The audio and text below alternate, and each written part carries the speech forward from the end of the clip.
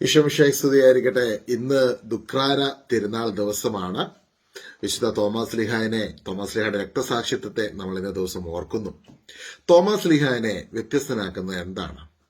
മറ്റാർക്കും ലഭിക്കാത്തൊരു ഫേവർ, അല്ലെങ്കിൽ ദൈവത്തിന്റെ ഒരു എക്സ്ട്രീം ഫേവർ അനുഭവിച്ച ആളായിരുന്നു. പക്ഷെ അതിന് തോമസ് ലീഹാനെ യോഗ്യനാക്കി തീർത്തത് വാസ്തവത്തിൽ തോമസ് ലീഹായുടെ സംശയമായിരുന്നു.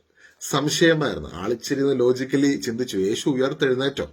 ശിഷ്യന്മാരൊക്കെ പറഞ്ഞപ്പോൾ ഉയർത്തെഴുന്നേറ്റ് യേശു പ്രത്യക്ഷപ്പെട്ടെന്ന് പറഞ്ഞപ്പോഴൊന്നും ആള് അത് ഇനീഷ്യലി ഉൾക്കൊണ്ടില്ല. നമ്മളിൽ പലരെയും പോലെ എന്ന് ലോജിക്കലി തിങ്ക് ചെയ്തു, യേശു കർത്താവ് ഉയർത്തെഴുന്നേറ്റ്, ഞാൻ ഉയർത്തെഴുന്നേറ്റെന്ന് നിങ്ങൾ പറയുന്നത് ഞാൻ വിശ്വസിക്കണമെങ്കിൽ നേരിട്ട് വന്ന് കർത്താവിനെ എനിക്കൊന്ന് കാണണം. അപ്പൊ തോമസ് ഉള്ളപ്പോ ഈശോ പ്രത്യക്ഷപ്പെടും. അതായത് തോമസിനെ കാണാൻ വേണ്ടി, തോമസ് ലീഹാനെ കാണാൻ വേണ്ടിയാണ് ഈശോ വന്നത്. രണ്ടാമത്തെ തവണ എന്ന് വേണം നമുക്ക് അനുമാനിക്കാം. കാരണം തോമസ് ലീഹ അവിടെ ഉള്ളപ്പോൾ ഈശോ വീണ്ടും പ്രത്യക്ഷപ്പെടുന്നു, തോമസ് ലീഹയോട് ആവശ്യപ്പെടുന്നു. മറ്റാരോടും ചോദിക്കാത്തൊരു കാര്യം, ആരോടും ഈശോ പറയാത്തൊരു കാര്യം, നീ എന്റെ അടുത്ത് വാ, നീ എന്റെ അടുത്ത് വന്ന് എന്റെ കൈക്കുള്ളിലേക്ക്, ആണിപ്പഴുതിനുള്ളിലേക്ക് നീ നിന്റെ കരമിടുക. ഇവിടെ നമ്മൾ മനസ്സിലാക്കേണ്ട ഒരു കാര്യം, വേറെ ആർക്കെങ്കിലും ഇങ്ങനെ ഒരു ഭാഗ്യം കിട്ടിയിട്ടുണ്ടോ ബൈബിളിൽ? വേറെ ആർക്കെങ്കിലും ഇങ്ങനെയൊരു കർത്താവിന്റെ കൃപയുടെ ആ ആഴങ്ങൾ തിരിച്ചറിഞ്ഞുകൊണ്ട് ഈശോയുടെ കൈക്കുള്ളിലേക്ക്, ഉദ്ധിതനായ കർത്താവിന്റെ കൈ വിരലിന് ഉള്ളിലേക്ക്, ആ ആണിപ്പഴുതിലേക്ക് കരമിട്ട് നോക്കാനുള്ള ഒരു ഫേവർ വേറെ ആർക്കും കിട്ടിയിട്ടില്ല. അപ്പൊ അതിന് തോമസ് ലീഹാനെ യോഗ്യനാക്കി തീർത്തത് എന്താണെന്ന് ചോദിച്ചു കഴിഞ്ഞാൽ തോമസ് ലീഹയുടെ വാസ്തവത്തിലുള്ള ഈ സംശയം തന്നെയായിരുന്നു. അതായത് നമുക്കൊക്കെ പലതരത്തിലുള്ള സംശയങ്ങളും ലോജിക്കലി ചില കാര്യങ്ങളൊക്കെ നമ്മൾ ഇടയ്ക്കൊക്കെ ചിന്തിക്കാറുണ്ട്. പലതരത്തിൽ നമ്മൾ ചിന്തിച്ചു പോകാറുണ്ട്. എന്ന് വെച്ചാൽ കർത്താവിനെ നമ്മൾ സ്നേഹിക്കാതിരിക്കുകയോ കർത്താവിനെ നമ്മൾക്ക് ഇഷ്ടമില്ലാതിരിക്കുകയോ ഒന്നുമല്ല. ഒരുപാട് ക്രൈസ്തവർക്ക് ഈ ഒരു സംശയം അവരുടെ ഉള്ളിലുണ്ട്. ലോജിക്കലി അവർ പലതരത്തില് കർത്താവിനെ അനുമാനിക്കാൻ ശ്രമിക്കുകയും ഒക്കെ ചെയ്യുമ്പോഴും അവരുടെ ഉള്ളില് കർത്താവിനോടുള്ള സ്നേഹം നിലനിൽക്കുന്നുണ്ട്. അപ്പോൾ ഇവിടെ മനസ്സിലാക്കേണ്ട ഒരു കാര്യം, ഇത്തരത്തിലുള്ള ഒരു പ്രശ്നം നിങ്ങളുടെ ഉള്ളിൽ ഉണ്ടെങ്കിൽ Jesus loves you very much and he is not condemning you. നിന്നെ അവൻ കുറ്റപ്പെടുത്തുകയോ വിധിക്കുകയോ ഒന്നും ചെയ്യുന്നില്ല. നിനക്ക് വേണ്ടി തമ്പുരാന്റെ കൃപ നീ ഉദ്ദേശിക്കുന്നതിനേക്കാളും ആഴത്തിൽ വെളിപ്പെടുവാനിടയായിത്തീരും. ചിലപ്പോഴൊക്കെ നമ്മൾ പറയുന്നൊരു കാര്യമാണ്, പ്രാർത്ഥിക്കുന്ന ഒരുപാട് ആൾക്കാർക്ക് ദൈവത്തിന്റെ ഫേവറുകൾ അവർക്ക് അനുഭവിക്കുവാൻ അവർ മനസ്സിലാക്കാതെ പോവുകയും, എന്നാൽ സാധാരണ രീതിയിൽ ജീവിക്കുന്ന ആൾക്കാര് എന്നാൽ ഈശോനെ സ്നേഹിക്കുകയൊക്കെ ചെയ്യുന്നുണ്ട്, പക്ഷെ വലിയ പ്രാർത്ഥനയൊന്നുമില്ല. പക്ഷെ അവരെ കർത്താവ് ഭയങ്കരമായിട്ട് ഇങ്ങനെ ചേർത്ത് പിടിക്കുന്നു, അല്ലെങ്കിൽ അവരുടെ കൂടെ ഈ കൃപ വെളിപ്പെട്ട് നിൽക്കുന്നു എന്നൊക്കെ നമ്മൾ കേൾക്കാറുണ്ട്, അല്ലെങ്കിൽ പറയാറുണ്ട്. എന്താണ് അതിന്റെ പിന്നിലെ കാരണം എന്ന് ചോദിച്ചാൽ വേറൊന്നുമല്ല, പൗലോസ് ലീഹായോട് ഈശോ പറഞ്ഞൊരു കാര്യം, നിനക്ക് എന്റെ കൃപ മതി, ബലഹീനതയിലാണ് എന്റെ ശക്തി പൂർണ്ണമായി പ്രകടമാകുന്നത്. അതായത് നമ്മൾക്ക് ചിലപ്പോൾ അറിയാൻ പറ്റും എന്താ അതിന്റെ റീസണിങ്, എന്താ അതിന്റെ കാരണം. ചില സാഹചര്യങ്ങളിലൂടെ കടന്നു പോകും, നമ്മൾ ചിന്തിക്കാറുണ്ട്, ദൈവമേ ഇതിന്റെയൊക്കെ പിന്നിൽ പ്രവർത്തിക്കുന്ന കാര്യം എന്താ, അറിയാൻ മേലല്ലോ എന്നോർത്ത് നമ്മളിങ്ങനെ ബലഹീനമായി നിൽക്കുന്ന സമയത്ത് ദൈവം നമ്മളെ തന്റെ കൃപയിലൂടെ വഴി നടത്തുകയാണ്. അത്ഭുതകരമായി ദൈവമാണ് ഇടപെടുന്നത് എന്ന് നമുക്കറിയാം. ലോജിക്കലി ചില കാര്യങ്ങൾക്ക് നമുക്ക് ഉത്തരമില്ല എങ്കിൽ കൂടിയും ദൈവത്തിന്റെ കൃപ അവിടെ പ്രവർത്തിക്കുന്നത് നമുക്ക് അനുഭവിക്കാനിടയായി തീരുന്നുണ്ട്. ഇപ്പൊ ബിസിനസ് നടത്തുന്നവരാകാം, പഠിക്കുന്നവരാകാം, നിങ്ങൾ വിദേശത്ത് ജോലി ചെയ്യുന്നവരാകാം, എന്തെങ്കിലുമൊക്കെ കാര്യത്തിനകത്ത് നമ്മൾ ഇടപെടുമ്പോൾ ചില തടസ്സങ്ങളും പ്രശ്നങ്ങളും ഒക്കെ വരുമ്പോൾ നമ്മൾ ലോജിക്കലി ചിന്തിക്കുമ്പോൾ അതിനകത്തും നമ്മളെ അത്ഭുതകരമായി വഴി നടത്തുന്ന ഒരു ദൈവകൃപയെ നമ്മളെല്ലാവരും അനുഭവിക്കുന്നുണ്ട്. ചിലപ്പോൾ നമുക്കറിയാമല്ലോ ദൈവം എന്താ ഈ ഒരു കാര്യത്തിന് ഉത്തരം തരാത്തത്. ചില പ്രശ്നം മുമ്പിൽ നിൽക്കുന്നു, ചില സാഹചര്യത്തിനകത്തു കൂടെ നമ്മൾ കടന്നു പോകുന്നു. പക്ഷെ അതിനകത്തും നമ്മളെ പിടിച്ചു നിർത്തുന്ന ഒരു ഫാക്ടർ, ആ ഒരു അൺസീൻ ആയിട്ടുള്ള ദൈവത്തിന്റെ കരം നമ്മളെ താങ്ങി നിർത്തുന്നു. അത് പലപ്പോഴും നമ്മൾ പ്രാർത്ഥിക്കുന്നത് കൊണ്ടാകണമെന്നില്ല. ചിലപ്പോൾ നമുക്ക് ചില സാഹചര്യങ്ങൾ കൂടെ കടന്നു പോകാൻ പ്രാർത്ഥിക്കാൻ പോലും കഴിയാതെ വണ്ണം നമ്മൾ രണ്ടറ്റം കൂട്ടിമുട്ടിക്കാൻ ബുദ്ധിമുട്ടി കടന്നു പോകുന്ന സാഹചര്യത്തിലും നമ്മളെ ആരോ ഒരാൾ താങ്ങി നിർത്തുന്നുണ്ട് എന്നുള്ള ആ ഒരു വലിയ ശക്തി, വലിയ ബോധ്യം നമ്മൾക്കുണ്ട്. കാരണം നമുക്കറിയാം ദൈവമാണ് നമ്മളെ മുൻപോട്ട് നയിക്കുന്നത് എന്നുള്ളത്.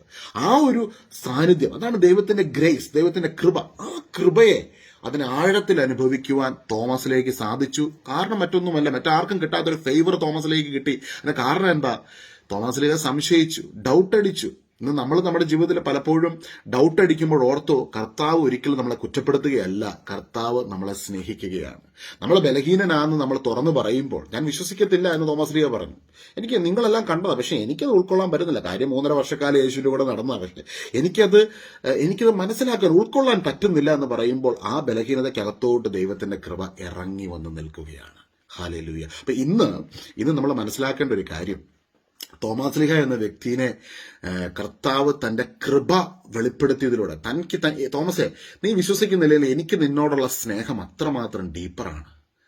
പൗലോസ്ലീഹയുടെ മുമ്പിൽ ഈശോ പറയും, ഈ പൗലോസ്ലീഹയോട് ഈശോ പറയുന്ന കാര്യം, പൗലോസ്ലീഹ ഈശോയുടെ സന്നിധിയിൽ മുട്ടുമടക്കി പൗലോസ്ലീഹ പ്രാർത്ഥിക്കും, ഈശോ എന്റെ കുറവൊന്ന് എടുത്ത് മാറ്റണേ. ഈശോ പറയും, നിനക്ക് എന്റെ കൃപ മതി.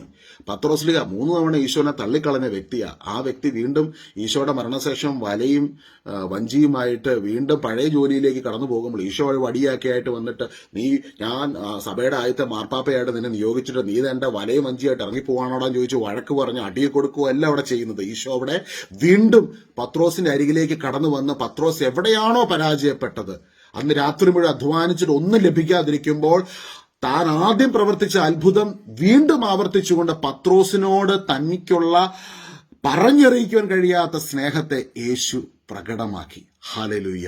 ഇന്ന് പ്രിയ സഹോദരങ്ങളെ, ദുഃഖാന ദിവസം, ഇന്ന് ഈശോ നമുക്ക് വ്യക്തിപരമായി തരുന്ന ഒരു സന്ദേശം ഇതാ: I love you so much, I love you so much. നിന്റെ ഉള്ളിൽ ഞാൻ മറ്റൊരു തോമസിനെ കാണുന്നു.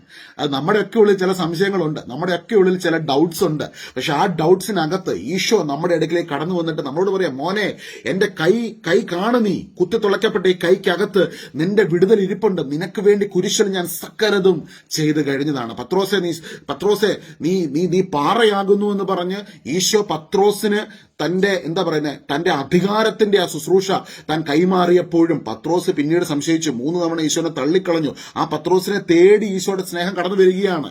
തോമസിനെ തേടി ഈശോയുടെ സ്നേഹം കടന്നു വന്നു. ഈ സ്നേഹം അനുഭവിച്ച തോമസ്, ഈ സ്നേഹം തിരിച്ചറിഞ്ഞ തോമസ് ഈശോയ്ക്ക് വേണ്ടി രക്തസാക്ഷിയായി തീർന്നു. ഈശോയ്ക്ക് വേണ്ടി രക്തസാക്ഷിയായി തീരുവാനുള്ള കാരണം മറ്റൊന്നുമല്ല.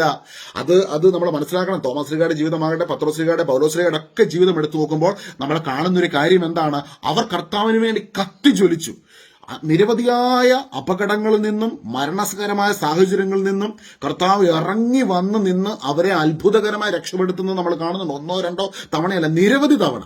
പിന്നീട് ഇത് ഇവരുടെ തന്നെ ഒരു ചോയ്സ് ആയിരുന്നു. കാരണം ഇത്രമാത്രം സ്നേഹം ഞങ്ങൾക്ക് വേണ്ടി ചൊരിഞ്ഞ, ഞങ്ങൾക്ക് വേണ്ടി ഇപ്പോഴും പകർന്നു തന്നുകൊണ്ടിരിക്കുന്ന, ഞങ്ങൾ അതുപോലെ സ്നേഹിക്കുന്ന, ഞങ്ങൾക്ക് വേണ്ടി കുരിശിൽ സകലതും ചെയ്തു കഴിഞ്ഞ, ഞങ്ങൾ ഇത്രനാളും വഴി നടത്തിയ തമ്പുരാന്റെ സ്നേഹത്തിന്റെ പൂർണ്ണതയിലേക്ക് ഞങ്ങളെ തന്നെ സമർപ്പിക്കുന്നു. ഞങ്ങൾക്ക് വേണ്ടി മരിച്ചവന്റെ കരങ്ങളിലേക്ക് ഞങ്ങളെ തന്നെ സമർപ്പിക്കുന്നു. ഈ രക്തസാക്ഷിത്വത്തിലൂടെ ഈശോയെ, നിന്റെ കൃപ, ഇനി ഞങ്ങൾ പ്രവർത്തിച്ച കൃപ ഞങ്ങളെ പീഡിപ്പിക്കുന്നവരിലേക്കും, ഞങ്ങൾ ഇന്ന് എവിടെയാണോ നിൽക്കുന്നത് ആ സാഹചര്യങ്ങളിലേക്കും ആ രാജ്യങ്ങളിലേക്കും ഒക്കെ അത് ആഴത്തിൽ വ്യാപരിച്ചിറങ്ങട്ടെ എന്ന് പ്രാർത്ഥിച്ചുകൊണ്ട് തോമാസ്ലീഹയുടെ ജീവിതത്തെ സമർപ്പിച്ചു. ഈശോയുടെ ശിഷ്യന്മാരെ ജീവിതത്തെ സമർപ്പിച്ചു. കൃപയുടെ അഭിഷേകം ലോകം മുഴുവൻ വ്യാപരിക്കുന്നതിന് വേണ്ടി. അവിടെ ഒരു കാര്യം വ്യക്തമായി നമ്മൾ മനസ്സിലാക്കണം. അവരുടെ ഹൃദയത്തിന് ആഗ്രഹം ഒന്ന് മാത്രമായിരുന്നു: ലോകത്തിലുള്ള സകല മനുഷ്യരും അറിയണം, നമ്മുടെ കുറവുകളെ നോക്കാതെ നമ്മളെ സ്നേഹിക്കുന്ന, നമ്മുടെ ബലഹീനതകളെ മനസ്സിലാക്കുന്ന, നമ്മളെ ചേർത്ത് പിടിക്കുന്ന ആ നല്ല അപ്പനെ തിരിച്ചറിഞ്ഞുകൊണ്ട് പരസ്പരം സ്നേഹിക്കുന്ന ഒരു ലോകം, പരസ്പരം മനസ്സിലാക്കുന്ന മനുഷ്യർ അധിവസിക്കുന്ന ഒരു ലോകം, ദൈവരാജ്യം എന്ന ആ സങ്കല്പം ഈ ഭൂമിയിൽ വെളിപ്പെടുന്നതിന് വേണ്ടി തോമാസ്ലീഹയുടെ ജീവിതം ഇന്ന് അതിനുവേണ്ടി നമ്മളെ ഉജ്ജ്വലിപ്പിക്കുകയാണ്. നമുക്ക് പ്രാർത്ഥിക്കാം സഹോദരങ്ങളെ. ഞാനത് പറയുമ്പോഴത്തേക്കും മാനുഷികമായ ആവേശത്തിൽ ഞാൻ ചില വാക്കുകളൊക്കെ ഇങ്ങനെ പറയുമ്പോൾ ഓർത്തോളൂ, ഇതിന്റെ എല്ലാം അടിസ്ഥാനം യേശുവിന് നമ്മളോടുള്ള സ്നേഹമാണ്, കർത്താവിന് നമ്മളോടുള്ള കരുണയാണ്, അവന്റെ കൃപയാണ്. തോമസ്ലീഹ സംശയിച്ചു. ആ സംശയം തോമസിനുണ്ടെന്ന് അറിഞ്ഞുകൊണ്ട് തന്നെ തോമസ് ഉള്ളപ്പോൾ തോമസിനെ കാണാൻ വേണ്ടി ഈശോ വരികയാണ്. വേറെ ആർക്കും കിട്ടാത്ത ഭാഗ്യം തോമസിന് ഈശോ കൊടുക്കുകയാണ്. അപ്പൊ ഇന്ന് നമ്മുടെ ഈ ഡൗട്ട്സും കുറവുകളും ബലഹീനതകളും ഒക്കെ ഈശോയ്ക്ക് അറിയാം. ഇതിനകത്ത് നിന്നുകൊണ്ട് ഈശോയെ, ബുദ്ധിയിൽ എനിക്കൊന്നും അറിയാൻ മേല, പക്ഷെ സാധാരണ ഒരു മനുഷ്യനെ പോലെ ചില കാര്യങ്ങൾ ഞാൻ സംശയിക്കുന്നു എന്നൊക്കെ പറയുമ്പോൾ അതിനകത്തും ദൈവത്തിന്റെ കൃപ നമുക്ക് വേണ്ടി പ്രവർത്തിക്കുന്നുണ്ട്, നമ്മളെ ശക്തിപ്പെടുത്തുന്നുണ്ട്, നമ്മളെ സഹായിക്കുന്നുണ്ട്. അതിലൂടെ എല്ലാം ദൈവം നമുക്ക് തരുന്ന സന്ദേശം എന്താ? He loves you. നിത്യമായി അവൻ നമ്മളെ സ്നേഹിക്കുന്നു. God bless you today. Thank you for joining in this prayer. ഈശോയുടെ വലിയ സ്നേഹം ഇന്നേ ദിവസം ദുഃഖാന എന്ന വേർഡിന്റെ അർത്ഥം തന്നെ റിമംബ്രൻസ് എന്ന തോമാസ്ലീഹയെ നമ്മൾ ഇന്ന് ഓർക്കുകയാണ്. തോമാസ്ലീഹയുടെ രക്തസാക്ഷിത്വം, യേശുക്രിസ്തുവിന് വേണ്ടി രക്തസാക്ഷിയായി തീർന്ന തോമാസ്ലീഹയുടെ അവിശ്വാസ തീഷ്ണതയിൽ തിരിച്ചറിവ് ലഭിക്കുമ്പോഴാണ് വിശ്വാസ തീഷ്ണത ഉണ്ടാകുന്നത്. യേശുവിന്റെ സ്നേഹത്തെ തിരിച്ചറിയുമ്പോൾ, അങ്ങനെ ആ സ്നേഹത്തെ തിരിച്ചറിഞ്ഞ് ഈശോയോട് ചേർന്ന് നമുക്കായിരിക്കാം. ഈശോ എല്ലാവരെയും ധാരാളമായി അനുഗ്രഹിക്കട്ടെ.